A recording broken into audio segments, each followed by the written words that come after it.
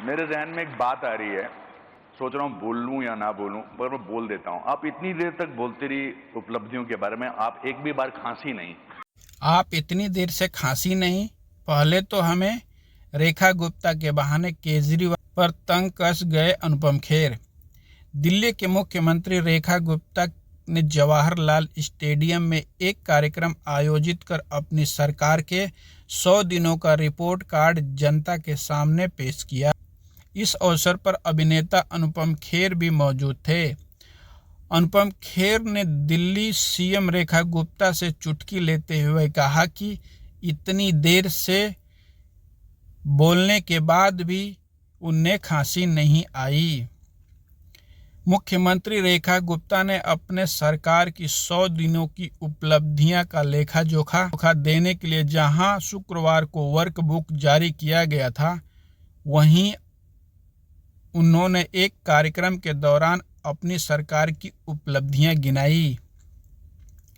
शनिवार को जवाहरलाल नेहरू स्टेडियम में कार्यक्रम आयोजित कर जनता के सामने सरकार का रिपोर्ट कार्ड प्रस्तुत किया। इस दौरान अभिनेता अनुपम खेर भी उनके साथ मंच पर मौजूद थे। इसी दौरान अनुपम खेर ने दिल्ली सीएम रेखा गुप्ता से चुटकी लेते हुए कुछ ऐसा कह दिया जो शायद अगर पूर्व सीएम केजरीवाल सुनेंगे तो उन्हें बहुत दुख होगा।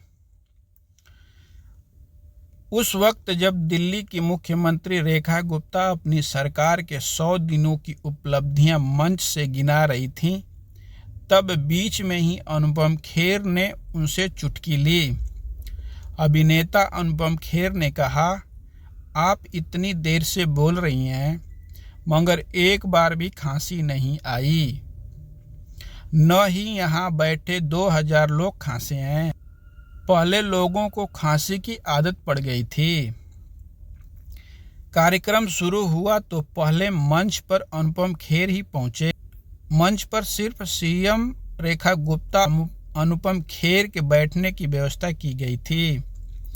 मंच पर पहुंचकर अनुपम खेर ने कहा, बहुत दिनों के बाद एक ऐसी सरकार आई है जिसकी उपलब्धियां पर बात करना बहुत जरूरी है। अब आप पूछेंगे कि आपका इससे क्या मतलब है, तो इस पर कहूँगा कि मुझे सच्चाई की तरफ खड़ा होना अच्छा लगता है। वह आगे बोले, 100 दिन वह दिन होते हैं जिसमें भविष्य की रूपरेखा तैयार होती है। 100 दिन के अपने छोटे से कार्यकाल में पहले हमने विषय को समझा, इस प्रॉब्लम को समझा, इसके समयबद्ध किस तरीके से हमें इस पे काम करना है।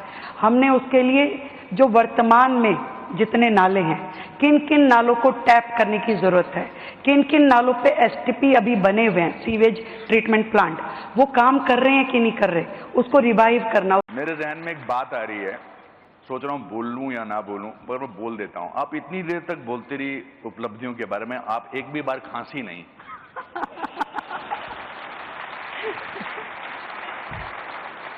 दिल्ली वालों को खांसी सुनने की आदत पड़ गई है।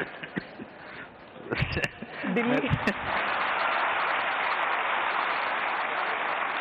मैं माफी चाहता हूं, मेरे से रहा नहीं गया कि ना आप खांसी हैं और ना यहां बैठे 2000 लोग खांसे हैं अभी तक। तो ये तो अपने आप में एक उपलब्धि है कि बहुत दिनों बाद दिल्ली में किसी को खांसते भी नहीं देख रहे हैं। अनुपम जी, दिल्ली को तो हम संभाल रहे हैं, मुझे तो चिंता पंजाब की है। हाँ, अच्छा। चलिए, खांसी से याद आया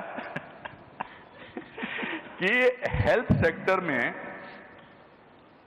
13,000 करोड़ आपने दिए हैं, इसके बारे में थोड़ा विस्तार से बताइए।